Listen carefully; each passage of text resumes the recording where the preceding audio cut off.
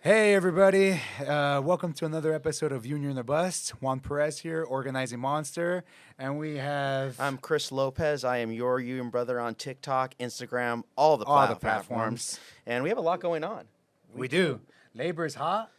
I It's mean, what did Lorena say? uh, What's her and hashtag? was it the endless labor, endless union summer? Endless Union Summer hashtag. So Oh, she debuted dang. it on our podcast last week. Yeah. And what's going on, Chris? Well, I don't know. I know UAW may be going on strike, and the Teamsters actually just ratified their They contract. voted their contract. Yeah, and we thought who better to talk about the Teamsters contract or talk about the Teamsters is John Ryan, aka UnionDrip on Twitter. So, John, tell us a little about yourself, your organization, and how did you get into labor? Yeah, good question. Yeah, I have been a Teamster now for almost 20 years, and the way that I got into being part of the labor movement is actually my grandfather was a UPS driver in San Francisco, and so he drove there in the 40s and 50s, and he actually ended up becoming president of his local for a short time, which was at the time was local 278. Now it's 2785, and my wife and I had just, this is for another podcast, but my wife and I had just came back from living in Africa, or I was living in Africa with her for like 6 months, and we were pregnant with our firstborn, and I had an apartment in Oakland we came back to, and I was just like stressing about how am I going to take care of this kid and healthcare and all these things, and my mom immediately was like, "Go get a job at UPS." I was like, okay, because they have full health care and benefits. The pay wasn't really great, but it was something where I was able to take care of my family, and so that's how I became a Teamster. Um, but yeah, I've been very active probably over the past decade, at least more active in the labor movement, and just it's that is how I got in those is through family, the same working class, the things that everybody is struggling with. A union was able to provide for me, and that's how I got into it. Right. Yeah. John, like we found you on Twitter. Like it's crazy how social media is playing such a big role in the solidarity, right? And we found you on Twitter, and we're like, dude, hashtag Union Drip and this and this. Yeah. But and then we found you, and then your Teamster, and then your videos, and everything's so like influential. But UPS though, you guys just ratified, or you guys voted to ratify like a pretty big contract in, and and from what I understand though, is that you guys started this campaign last year We did. to like do practice picketing and get the members out and informed of what's about to happen this year. And talk a little bit about that. Like talk a little bit about like what it took to get to this position where you were able to vote in a good contract that benefited all of you all. I've never seen practice I'd picketing. never seen I that thought either. that was really cool. Oh yeah, that was huge. That was huge. Yeah, I mean, this will be the fifth contract that I'll be working under at UPS, and I would say this is the first time that I've seen this kind of ramping up to the contract to get people motivated to be engaged on a level. This is a level I've never seen before, and not to throw shade at any past administration or anything, and that's not. I always try to focus on the positive when it comes to labor movement. I don't like throwing anybody under the bus, really, But this new leadership that we got under Sean O'Brien, I think a lot of it came about because the last contract that we had was really not that great. It introduced two tiers of drivers at UPS, and for that reason, it actually got voted down. And at the time, the Teamsters Constitution allowed a contract to go through even if it didn't get enough votes, or you know what I'm saying? Like even though it got voted down, they were able to push it through because not enough people voted. I'm sorry. Right. Did the Um, executive board do that? Like they could? huh? I'm kind of curious about that. Probably executive board or something like that. How it works? Yeah, exactly. So part of our constitution said that if not enough, I believe it was like 2/3 majority or whatever. If they don't vote, they can just push the contract through regardless, even though it's voted down. Um, they got that removed in the last constitution. So had that happened this time around, they couldn't have forced the contract through. Um, so I think that because of the last contract and just how upset a lot of people were, that kind of allowed for Sean and the rest of his leadership team to kind of, I mean, a lot of people were excited about them coming in, to take over the Teamsters at the time. And so our general president had done a really good job ramping it up ever since he came into office. I mean, from day one, basically, it was like, we're going to start engaging with our members. He traveled around the country, visited as many UPS barns as he could. And I was listening to the members and, what was important to them for this contract, and a lot of you guys saw, they wanted to get rid of the 2-tier driving that we had. AC in the trucks, excessive overtime, pay issues, a lot of those things, and a lot of them were addressed in this contract. So they did such a good job engaging with their members and making, I know a lot of guys that, they've been Teamsters as long as me, and they never felt like they were involved or engaged at all. And this last year, that's really, really changed. So I think that's why we had the overwhelming success that we had, is just because of how well Sean and the team did.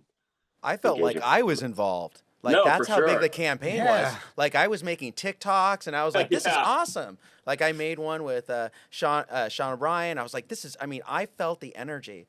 And I think that's what's kind of going on in social media right now. I mean, UnionDrip, you're big. You're a big social influencer, and it's like we were all excited because we got to meet you in convention. At the convention, and we're like, I think that's UnionDrip. I think that's UnionDrip. It's crazy, man. Like, it's crazy how, like, we're just two guys right here in San Diego. I'm an organizer, a union organizer. He's a union rep, and we're on it, dude. Here in San Diego, any action, any picket sign, any picket line, we're on it. Yeah. We're on everything. And then, like, we started being pretty active on social media. That's when we found you. And like, hey, dude, just at UnionDrip, and he'll retweet it. And then all of a sudden, like, you get all kinds of attention on your video. It's like we're platforming each other. It's really cool. Sure. Yeah, and we're just nobodies, dude. Like, I feel like we're nobodies.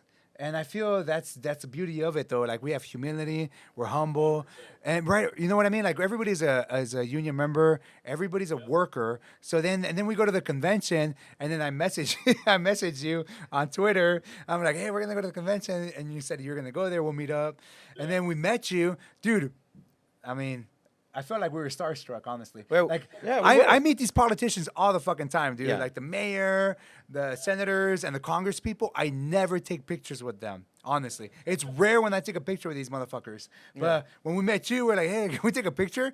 And then I asked you for your number, and you gave it to me. And then I told these people, I told Chris, and I told like my people here from San Diego, and they're like, oh, you got his number, this and that. Yeah. They're teasing me. I'm like, what the fuck? Just leave me alone. Yeah. But that's how we felt. That's how we felt, though. Like that, we were ready to go. We had a picture with you, and then we got. We didn't care about we the were like convention we didn't itself. care about the convention. Honestly, we're Yeah. like we got to hang out with you. Yeah, we're like, hey, we took a picture with UnionDrip, and we were there for the action. Yeah.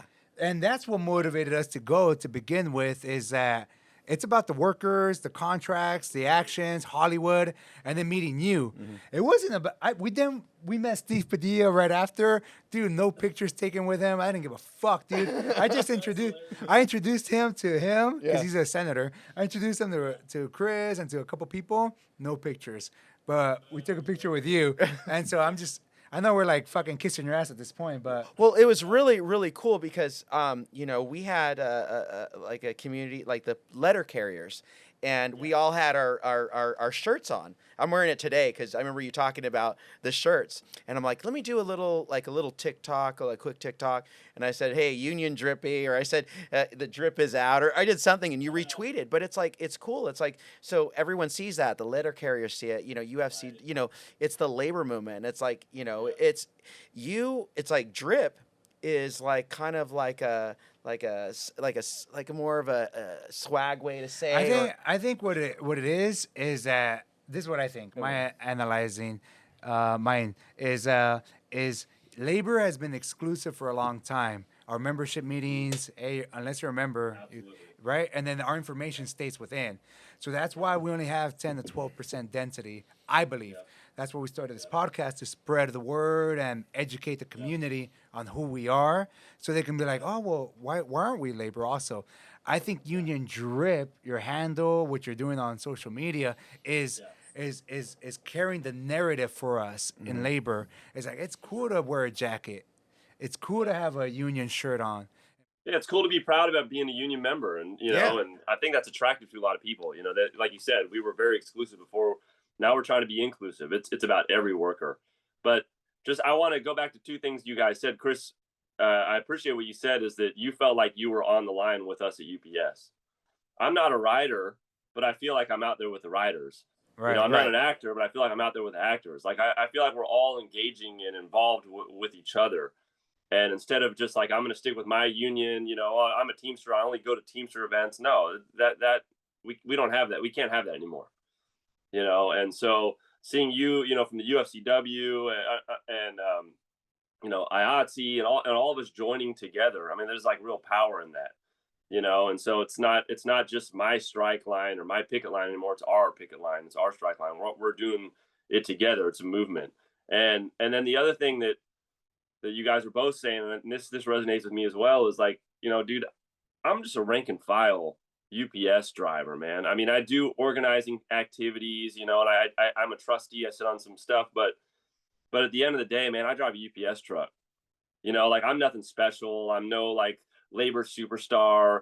I'm just a worker like everyone else, but I want to amplify what it means to be a union member and why it's so powerful and how it can change your life. And so it's like I just got really lucky with UnionDrip and just how it worked out. It was like I collect jackets, Teamster jackets. I got like 30 of them in my closet. I got stacks of shirts and stuff. And when I would post them online, people on my personal account, people were like, oh shit, man, that's drip, dude, that's dripped out. I was Yeah. Yeah. Yeah. and I'm like, I gotta find a channel or a way just to share this stuff because it's cool to rep your union. It's cool to wear these things. I mean, fuck, I feel hard when I wear my Teamsters jacket. I don't mean that like I'm a tough guy, but it's like I feel like hey man, this is a cool club that you should be a part of too.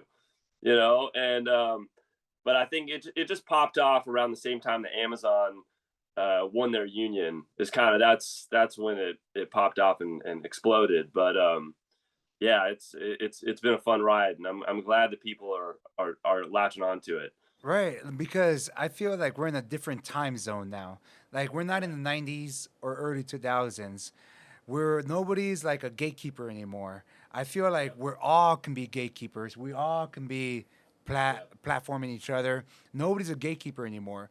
So I think by being raw and real with your handle, with what you're doing with Teamsters and Union Drip, is that you're conveying the message of what labor is to the community.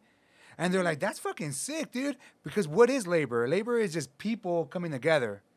That's all it really is. It's not corporations. It's not billionaires or millionaires.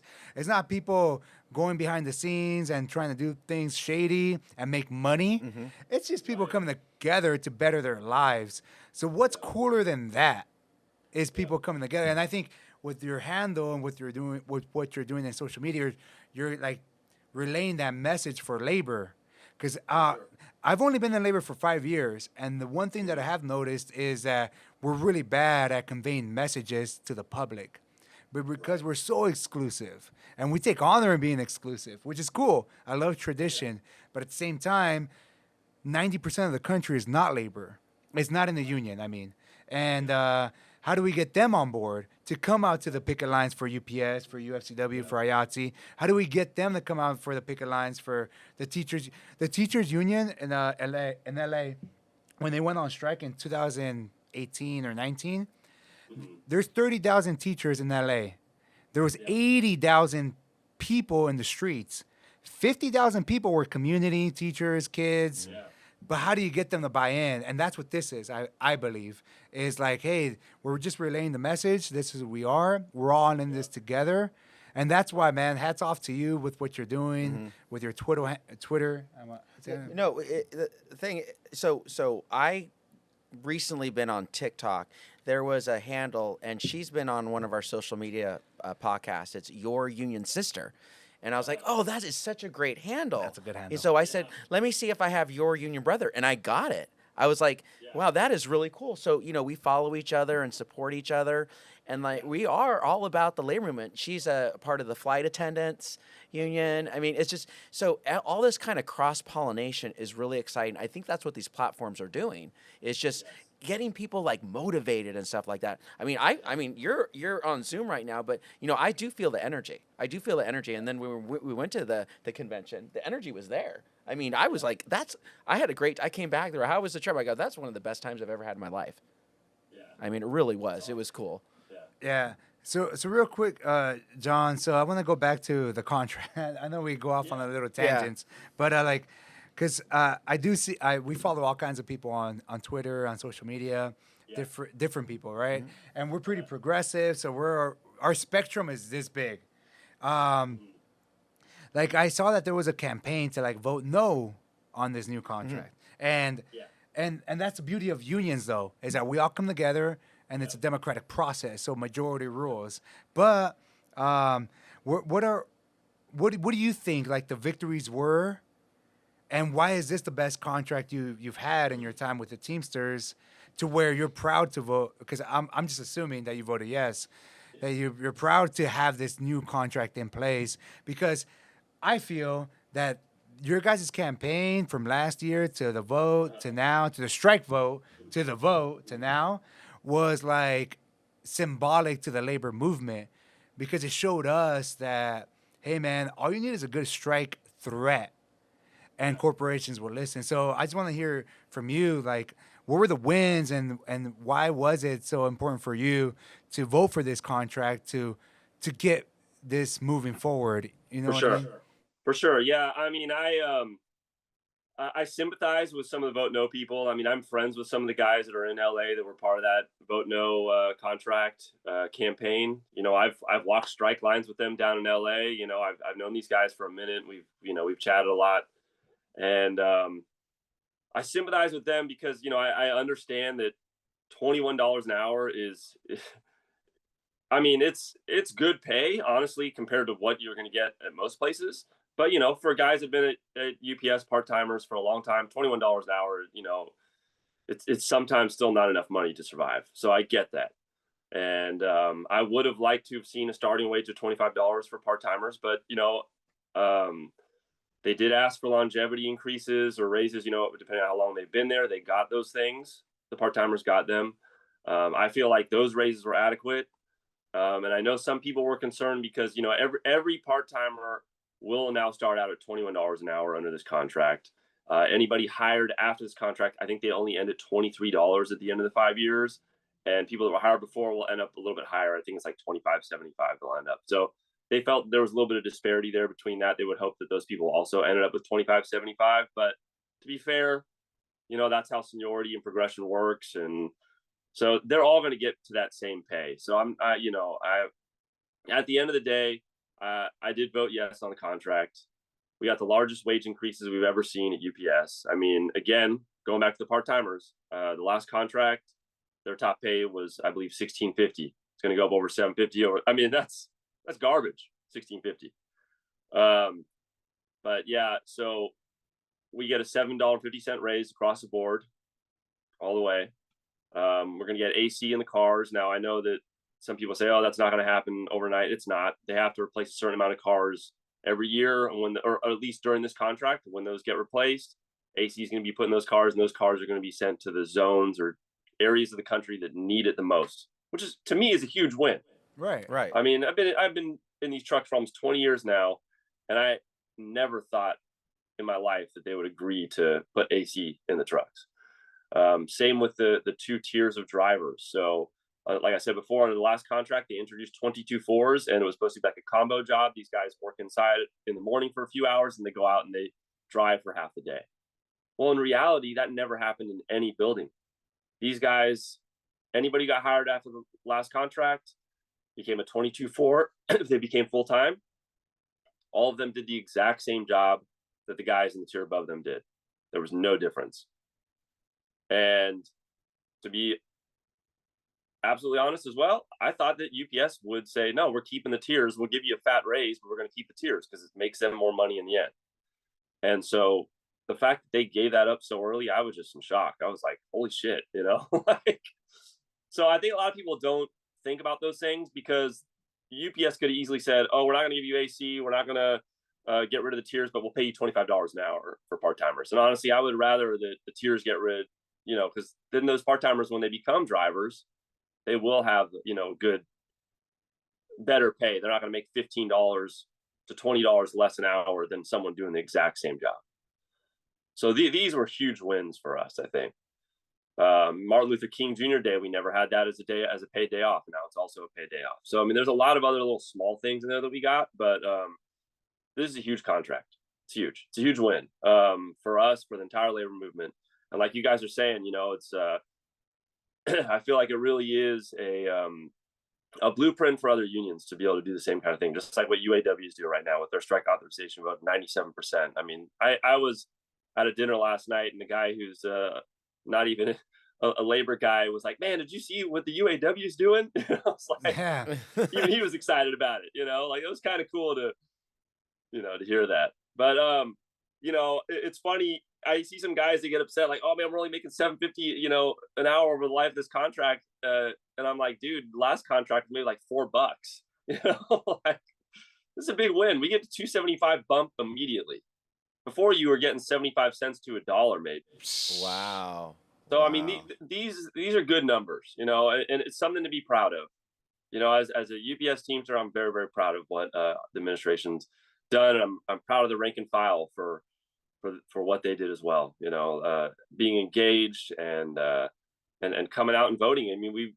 I believe the voting, the amount of votes we had was up, I want to say about 10% from last time too, which is, it's a small incremental gain, but it's, we're headed in the right direction. It's good. Yeah, I think you had like a 90% ratification. Yeah, I believe it was 87%. That's what I think it was. Close to 90? Wow. Yeah, it's huge. It's really good. And listen to this. So, we had only one supplement got rejected in the entire country when we voted on the 22nd, or when the votes were counted, I should say. And, the contract doesn't technically go into effect until all the supplements are ratified as well. And they ratified that last supplement yesterday. Like, I honestly thought that was going to go for months, maybe. I didn't know, because the last contract, we voted it down. Some of the supplements didn't go through. It took like 8 or 9 months until we were able to get our back pay, and the contract went into effect under the last contract. This time they did it in less than a week. Like, that's a huge win. Members, because contracts, and you got to explain the member. There's no such thing as a perfect contract. There's no such thing. There isn't. But hey, still, that's pretty good what you're talking about. I mean, it is really cool. I mean, you're talking about 75 cents, and you're now going to 275 right away. That's you can't fix all of the problems from the last contract to one contract, and it's a negotiations for a reason. You're not going to get every single thing that you want. We can threaten as much as we want to, at the end of the day. Okay, so what's a good contract? This is a good contract. So did you think you were going on strike? No. I'm saying I meant like during the contract campaign when you're getting all the practice picketing. Were you like? I thought it was a serious possibility. Oh wow. Okay. Yeah, I did. Again, I wasn't expecting. Sean O'Brien said that 22-4 is a strike issue, which is the tier position. And again, I was expecting UPS to keep that to the last minute, and the fact that they gave it up so early, I was just in shock. I was like, what? And so because when I saw this all go through, and I was like, what the fuck? And then they caved. But you thought you were going to go on strike. We all thought you guys were going to go on strike. Everybody was like, this is going to be the biggest strike in our lifetime. 360,000 workers, and it's goods, it's transportation, it's getting things from Amazon, and it's getting packages. So it's going to affect every single person in the U.S. because we all buy things online now. We don't just go to malls, and they're closing malls down. So we all were like preparing ourselves, kind of like, well, fuck it, they go on strike. Like, it's a weird thing to think about because I never thought it would happen, but we did. But how are you? How are you preparing to go on strike? Because you've been on strike. I've never been on strike myself. So how are you preparing to go on strike? Like, I know you're married, you have a family and stuff, and to put everything on the line is the hardest thing that anybody can do. Period. That's why it's hard to organize. I'm an organizer, so that's why it's hard to organize is you're putting everything on the line because everything is about the money. Everything is about your paycheck and healthcare, paying your bills, paying your housing. So clearly, you go on strike, you're sacrificing. So how was it with you guys? Such a big ass campaign. How were you thinking about it? How are you preparing to go on strike? Yeah, I mean, to be honest, I mean, you guys know, man, we live in California. It is fucking expensive. It's like, I'm fortunate enough my wife and I bought a house 10 years ago. Dude, to this day, the mortgage still is a pain in my ass. Like it's a lot, dude. Yeah, I talked about it with my family. Told them, we'd have to tighten the belts, and it's going to be a stressful time. But my family was all in, so it's like it's a risk that you got to take, and then psychologically, you got to be ready for that. But my whole thing the whole time was like, what, I'm doing this for the future generations at UPS. This is not just for me. So going on strike is not just about the best thing I can get in this contract, but I'm willing to do it for the generation after me to make sure that they have the best contract. So there was there's really no good answer to that. It's just preparing myself mentally and knowing that, hey, when we're doing this together. This is not just a one person thing. This is not just me going on strike, but it's my brothers and my sisters going out with me, and I'm willing to take that hit for them too. We have to all stay in this together. So it's solidarity, just standing together. So I'm fortunate enough that I've never had to go out on strike at UPS. So I don't know what it's really like on the ground. I've heard stories from the guys in '97 that it was tough, but it's something that there's no way in hell you catch me crossing the picket line. So Well, Fuck yeah. when I was on strike in 2003, 2004, we were out on strike for 4.5 months. There was no Facebook. There's no. I think it was like MySpace or something. Now we just had a strike in Imperial Valley, Spreckle Sugar, and that strike was like 11 days, and they won. But part of the reason was social media was a huge impact. I know that you would like things and you would share things, and companies I think are concerned now about branding and about their image. And so when you have that many followers and you're able to get the message out of what's going on, I think it's really important. So I mean, just want to say that UnionDrip is really badass. That's really cool. But hey, your wife is also really badass too. She's running for Senate, Jackie. Yeah. Yeah, she's we have an open seat. So the funny thing is, my wife, she's a city council member, and she was a mayor of our city for a time. And this is not something that we were planning or even thinking about. So it wasn't like, hey, I'm going to try to make a move up or do something. Actually, a political director for the operating engineers is one of our best friends, and he, not to give everything away, but basically he just came to my house one day and said, I want to talk to you about something serious that, a possibility of something opening up here. And, it's an open seat. So she's jumping in on it. And, it's a lot of work, but she's all in for that. So it's pretty exciting. But yeah, she's my wife's a CSEA member. She's been a union member for 10 years. She walks the, she actually like lives the life. She shows up to events. She's spoken at rallies. She's spoken at teacher strike. When she was the mayor of the city, she spoke, in support of the teachers, walked with them, and she's always been very active. So it's being part of a union is a family affair as well, and all of my kids have been out with us on pickets. They've all marched at events, all of them. You know, we got 3 kids, and all of them have been out there, and you know, they all got their Teamster shirts too, and you know, it's a family affair. So Right. Yeah, like I feel because labor is trying to save the economy. That's what I feel it is. Like I know it's in my head. I'm romanticizing what's going on, but I think it's the reality of it is that we're trying to save the economy. We're trying to save America, and I look at it like we're trying to save the world. Yeah. That's what we talk about when we're off the mic, and and it takes that kind of like um, initiative also because we can't just be in labor. We have to be in every part of the economy and every institution. So in labor and in politics because that's just the game. That's it. Like we didn't create this game. This game came to us. So we were born into it. So I believe like we should all be running. We should all be running for office, whether it's for your own union or for city council, the mayor, senate, congress, whatever it is. And the more that these politicians look like us and are like us, then the economy will start going in the right direction because it'll start reflecting us.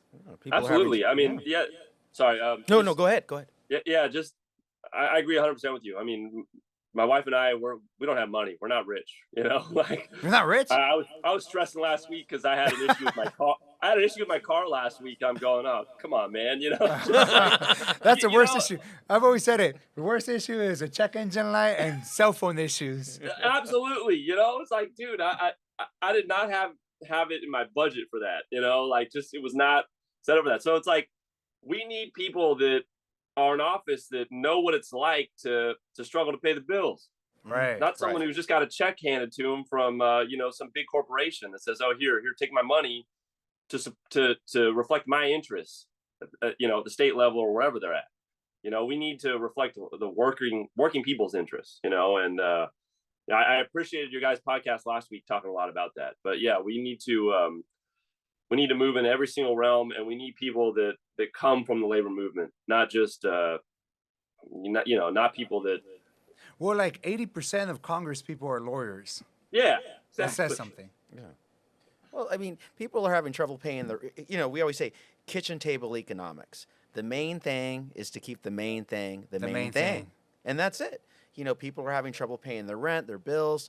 You know, my check engine light is on, and but I looked in the manual. I was like, oh shoot, what does this mean? You know, and I'm like, oh, it's not blinking. Okay, if it's not blinking, it's not as bad. Okay, it's 140. I go, there's 145,000 miles on this car. Let's see how far it's gonna go. I got AAA. Yeah. But that's the thing. It's like, so when people in these positions of power, when their check engine light comes on. I mean, are they, do they even deal with that stuff? We have to pay these. California's expensive. It really is. And these being like authentic and letting people know, hey, yeah, I'm struggling right now. People want to hear that. They don't want to hear, everything's, sugarcoat everything. So I've always said this. I've always talked to Chris about this. Like, it's natural. And like people have asked me, not that they want me to, but they've asked me like, hey, do you ever think about leadership or running for office or this kind of stuff? And I always tell them the same thing. I'm always like, no, hell no, fuck that shit. Because I like being this. I like being free. I like saying what I want to say, and that's it. There's no consequences to it. But because there's this comedian, I forgot his name, and he had a joke. He said, the more that you are in society, like you become a politician or a leader or whatever, then the closer you are to like a TV. Back in our days with TVs, is the closer you are, then the pixels start spreading, and then the image becomes distorted. So the closer you are to leadership, the presidencies, Senate, Congress, then the image of society gets distorted to you, and you no longer can relate back to what we are. So I've always said it. It's like, nah, dude. Then, like, if I became rich, I'll be a fucking douchebag, dude. I've already said it. I'll be a douchebag, dude. But I still think we have to do it, which is kind of like the irony behind it, or whatever. And no, it's a difficult position to be in because it's like I do see labor leaders that capitulate to because they're they're in a situation where they're in proximity to power. So it's like, okay, I'm close to this politician, so I might support something that's, might affect some other workers over here in a bad way, just because of my relationship with this politician. And that's a dangerous place to be in. It's like, I don't want to throw my brothers and sisters, in the construction trades or, electricians under the bus, just so that my contract, can be better because, I'm tight with this politician. I see a lot of that here in California politics too. So yeah, it is a tough spot to be in, because it's like, we want what's best for working people, and it's, that's why, how do I say this? I'm like being in too much trouble. Like our current state senator who's termed out, he's got a 68% rating at California Labor Fed. I mean, that's a D, bro. That's unacceptable. And I know there's a lot of labor leaders that are in tight with him, because it's just, hey, I'm close to power, so I have a relationship with this person, and I'm going to support whatever they want just because of our relationship. And when I need something from them, they'll help me out, or they'll throw a bone my way. And it shouldn't be that way. I think it's hard. Yeah, you hit the nail on the head. I mean, sometimes it's hard to do the right thing. Doing the right thing is hard, and sometimes you gotta put yourself out there. I mean, we decided to start this podcast, and we say all kinds of fucked up shit sometimes. Yeah, no, trust me. Like I don't know if you saw, but we brought on Cornel West. He's running for president in the Green Party, spoiler candidate, whatever people say. And I told Chris, I'm like, dude, we're gonna get shit for this. I already know it. And I was like, who gives a fuck? Let's just do it. And yeah, dude, labor leaders were already hitting me up. Like, why'd you platform that guy? Why'd you bring him? And I told them, dude, at the time, we had 37 subscribers on YouTube. If we're a threat to the presidency, for sure. we have bigger issues. That's what I said. I'm like, we have bigger issues than that. Like, if we're convincing America to vote for Cornel West, then we have fucking bigger issues to handle. I mean, honestly, that would be kind of badass if you guys were that influential that you just swayed the election. Right. That'd be cool. Yeah. Maybe we're doing it right now. Yeah, we are swaying it. We are Yeah, swaying you might it. want to listen to us. Maybe they're all plotting. Dude. Union Drip's going on? What the heck's going on? Jackie already won. Jackie won. Jackie yeah. won. Jackie Yeah, already won. Thank you. Yeah. That's why I came on here today. No, I'm kidding. Hey, man. I mean, honestly, dude, at the end of the day, Cornel West done a lot of great things, man. He's a brother. He's a comrade. I mean, dude, I've always loved the guy. I can't speak to what's going on with the situation right now, but man, kudos to you guys. Why would you not want him to come on your podcast? I mean, that's what I tell Chris. I'm like, I want him to speak to us. Yeah.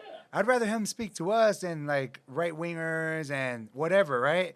I'd rather him wanting our votes and be like, fuck it, dude, I'll give you what you want kind of deal, than to be like, fuck labor. No, I want him to be like, oh, labor is inclusive. Labor is about us. And that's it. That's all. That's my message for that episode. Oh yeah, when my wife met him a few years ago and just sent me pictures, I was starstruck. I'm like, man, you got to hang out with Cornel West. I'm like, yeah. Hey, by the way, we're gonna bring on some more presidential candidates, but we can't say it now. But we can't say it. We can't say it now, but until we get them on. But that's what we're doing, dude. Like, that's what we're doing. We're just trying to grow, because what you're doing with social media, with UnionDrip, is what we want to do with this podcast. Like, we want people to know what we're working on. We want people to be on the picket line with us, even if they're not with us out there physically. So I think, like, we're in a different spectrum of labor and a different time zone than the 90s or whatever it was before my time. So I think evolving is so important to us. And I mean, what do you think? Like, do you think we're going in the right direction as labor, going into these platforms, playing around with social media? Because people, we've seen it and we heard it, people knock down social media. Like, fuck you guys are playing around in that stuff. We're sticking it to this. And do you think that's the right move for labor, is to go into the new era of organizing? Yeah, when I first created the UnionDrip account and it started blowing up, I would get some people that would comment, "Oh man, you work for the AFL-CIO and you get paid for doing this. You're some guy's kid, in a basement posting union stuff." And it's like, I get the criticisms because I can post all day and just be, not really give a shit about the labor movement. But guys like you and me, like us here, like, we actually show up to the picket lines. We actually put our bodies out there. I mean, we give a shit. We actually care. So I mean, I do think that social media is good, but if I'm just doing social media and I'm not actually living the life, then that's one thing. But I do think we're going in the right direction. I mean, come on, man. I make a UnionDrip account. I got somebody from the Wall Street Journal, the Financial Times, Elle Magazine, a few other spots all hit me up and did interviews. And I mean, shit, it was in the it was in the Financial Times about my UnionDrip account. I mean, it's like people are paying attention, and so I'm going to do whatever we can to amplify that message, which is what you guys are doing here, So I think that, and same thing, man. I'm not as good at TikTok as you are, Chris. I still haven't really figured it out. I mean, you're like, you guys are actually engaging with it. I tried to set it up and I can't really do it, but like my kids are into TikTok. They like to watch TikTok. And it's like, my kids send me Union videos from there.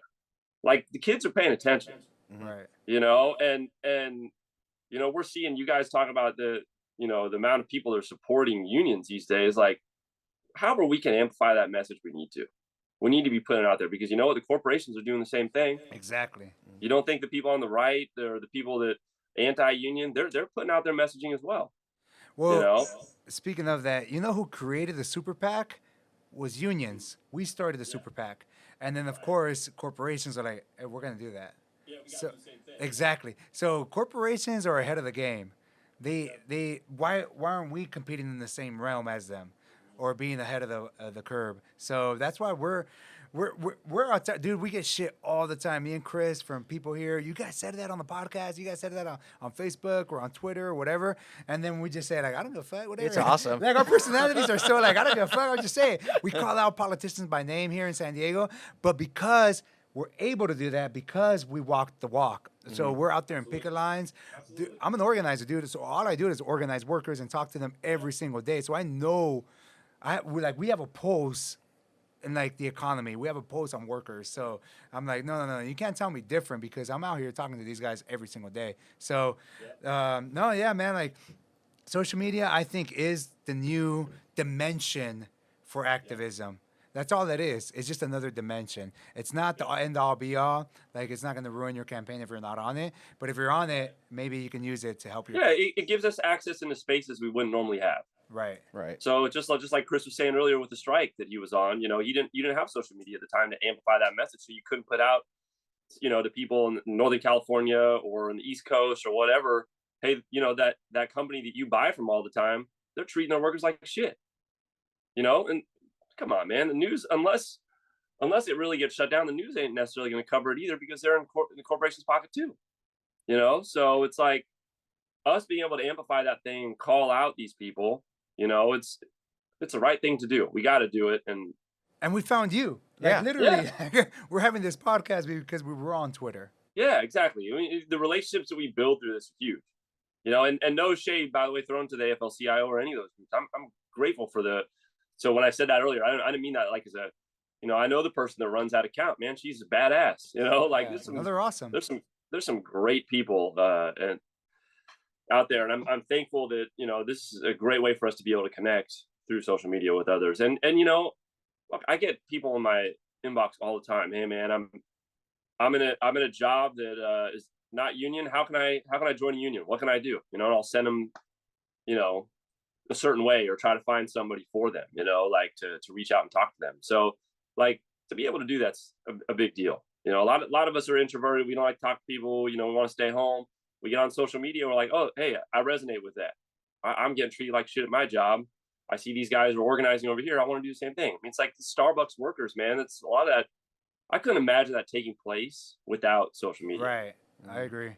And I agree with everything that you're saying. But so I was going to say, I mean, unions are really cool right now. They are. We are. I mean, we're hot. And they talk about the approval rating. We had Lorena Gonzalez on our last podcast. It was really cool. She said the approval. The approval rating is 71%. She's all, but Gen Z. She's talking about it's like 85%. For sure. Yeah. So it's the older generation can learn a little from the new generation. I mean, they're amplifying things on TikTok. Yep. I know you talked about TikTok. I go Instagram. I guess the hashtag labor movement on Instagram has like 20 something thousand followers, but the hashtag Yeah. labor movement on TikTok has 40 million followers. Damn. I mean, I was like putting it down. So, but that's the thing. It's like the solidarity are on these platforms. Yeah. And I always, it's just, and then Twitter, it's just like everyone does their little thing, and it's just like Juan's like, he's not UnionDrip, but not yet. But he's organizing monster. He's organizing monster. But he is, he's a lot better on Twitter than I am. You know what I mean? And I just like, I'm more, TikTok, but it's like, we just have fun. We just have fun. But real quick too, John. So we're trying to blow this podcast up like right now. We're trying to just go hard because I think we found a niche. And there's other podcasts, labor podcasts out there. They're awesome. But we're thinking of like eventually, maybe later this year, is to do like a live panel, like a labor panel. Yeah. Like in one of our theaters, IATSE. So we have a few theaters here. We have the Shell Symphony. I'm currently in talks with them. So would you be down to be on one of these panels in person? Of course. In one of these theaters. And what we want to do is like fundraise, sell tickets and stuff like that, and have like a comedian, have a band, have like a whole fucking like a whole show, like an event, like an event to fundraise for labor. Yeah. My goal is to have strike funds. That's it. Yeah. That's my goal, is to have money for anybody that goes on strike to have money to pay their bills. So would you be down for something like that later this year to come down to San Diego, bring your wife and everything, and be down for that. We can do like a labor panel. And anything I can do to help, man, of course, I'm there for you guys. Yeah. I mean, honestly, dude, again, we're talking about Twitter and just meet people. I mean, dude, I appreciate what you guys are doing in San Diego, man. You guys turning things around, from what I heard, with the city being anti-union for years, and just the movement that you guys have down there is badass. And I'm very impressed by that. But yeah, I mean, the fact that I got to go to the progressive conference you guys had, the San Diego building trades had a while back. I mean, none of that would have happened without Twitter, right. Making contacts on there with Carol and being able to come down, and it was huge, But shout out to Carol. She's been on the podcast Carol, and she's been on a few labor podcasts. Carol, Carol's awesome. Yeah, but I love that, and I love seeing the solidarity that you don't see everywhere, where you have people from the trades walking with the Starbucks workers and with the, like before, they all stuck to their own groups. But we're not seeing that anymore. We're seeing electricians going out and walking with actors, and actors walking with fast food workers, and just like everybody from top to bottom, we're all engaging in this together. And like it's cool to see, man. This fight is not just my fight; it's our fight, and I don't know, just right. I really appreciate it. I feel like the earth is a living, breathing organism, right? And I feel like labor is a living, breathing organism. We're the pulse of it, of working people. So I feel like connecting each other, now we're feeling each other out, we're empathizing with each other's, with their strikes, with their struggles. So no, I think I wouldn't, I mean, maybe, but I'm so happy to be alive in this timeline that we have now. Like I could have joined labor 10 years ago and maybe it wouldn't have been this. I joined labor 5 years ago, and I'm enjoying this timeline that we're in now, and we're meeting you.